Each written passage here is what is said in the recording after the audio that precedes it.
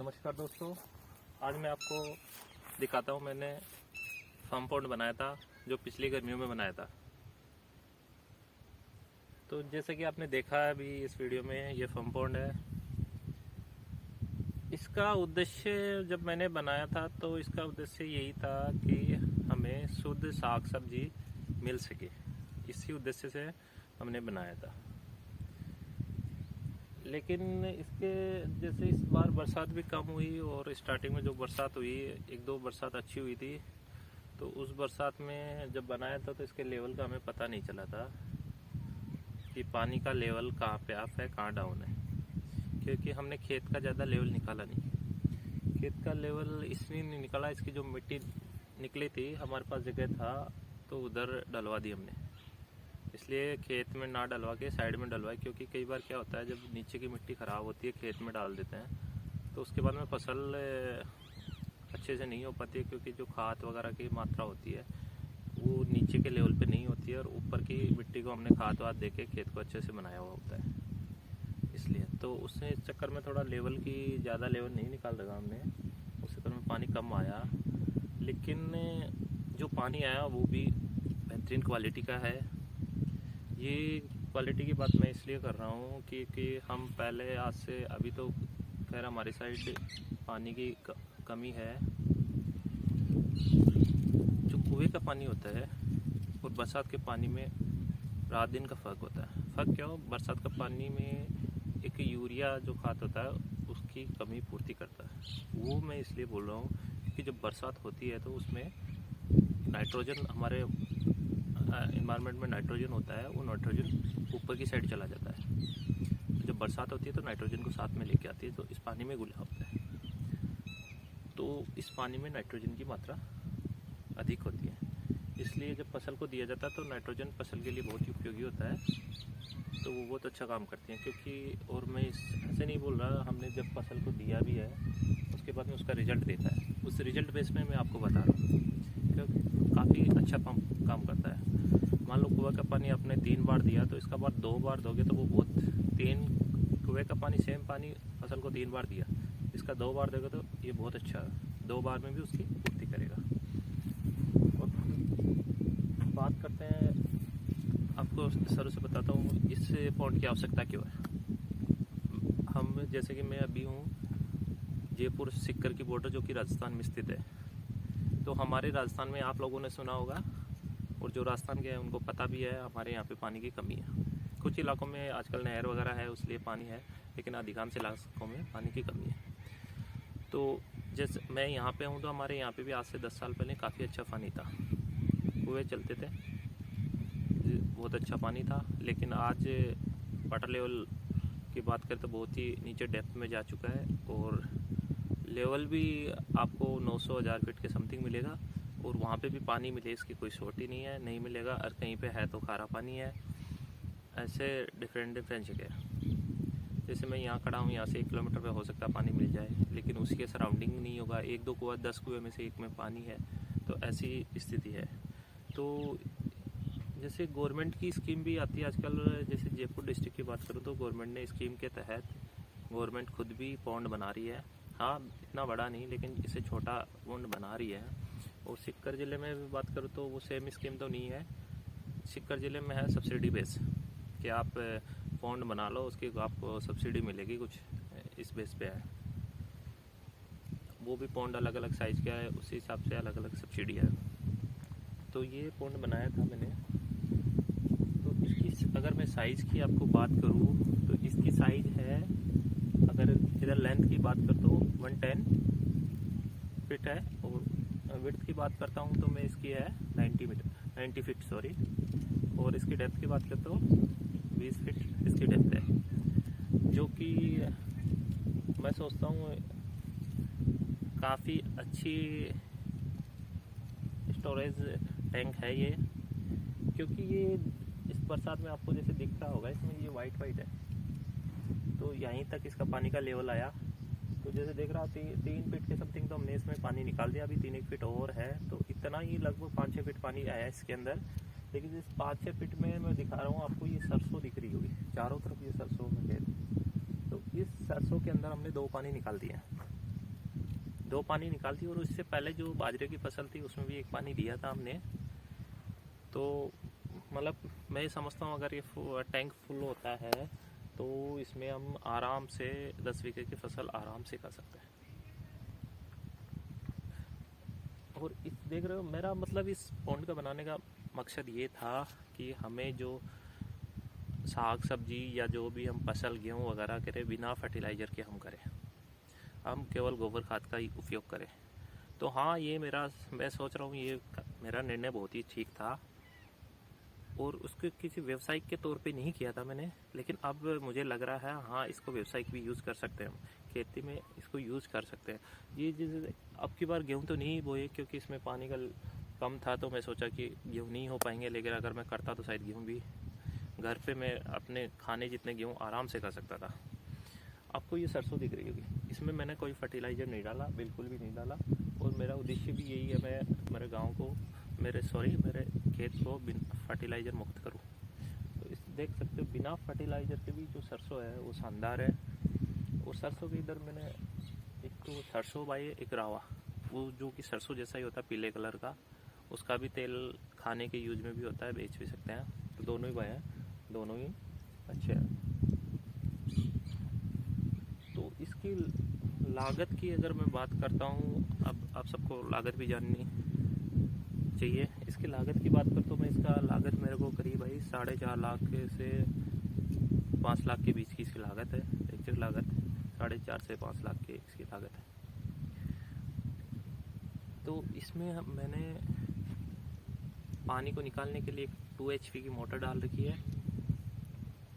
क्योंकि 2 HP की motor डाल ली जो कि आजकल पानी में रखने वाला पंप, जैसे पहले के टाइम में मोनोब्लॉक आता था, ऊपर रख के मोटर चलाते थे, अब वैसा ही आजकल पानी में रखने वाला मोनोब्लॉक टाइप का, उसको वाटर वेल कुछ ऐसा कुछ अलग नाम बोलते हैं, मुझे पता नहीं, याद नहीं है अभी सही है क्या बोलते हैं, लेकिन वैसा ही पंप आता है, वो इसमें मोटर रख रखी है, सिंगल एम्पेयर का पंप, उससे ये टाइम मिलता है। तो अगर 3 फेज की मोटर में डालता तो सप्ताह में वो जो 1 दिन का टाइम मिलता है उसमें लाइट इतने 4-5 घंटे मिलती है। लेकिन सिंगल फेस की मोटर डालने का पर्पज़ ये था, घरों में लाइट आती रहती है, तो उससे कि अगर जब मुझे सप्ताह में 1 दिन भी टाइम मिलता है तो मैं आराम से 4-5 लाइन इसके पानी दे सकता हूँ।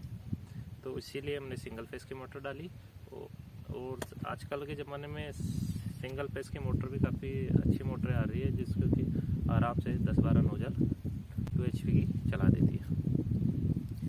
तो इसीलिए सिंगल फेस की मोटर डाली, जो कि अगर किसी को 10-12 नोजल चलाने हैं तो मैं समझता हूँ सिंगल फेस की मोटर डाल दो। इसको ज़्यादा जिसको 12-13-14 चलाने हो तो वो भी सिंगल फेस की मोटर डाल सकता है 3 HP तक, वो सफिशिएंट है आराम से।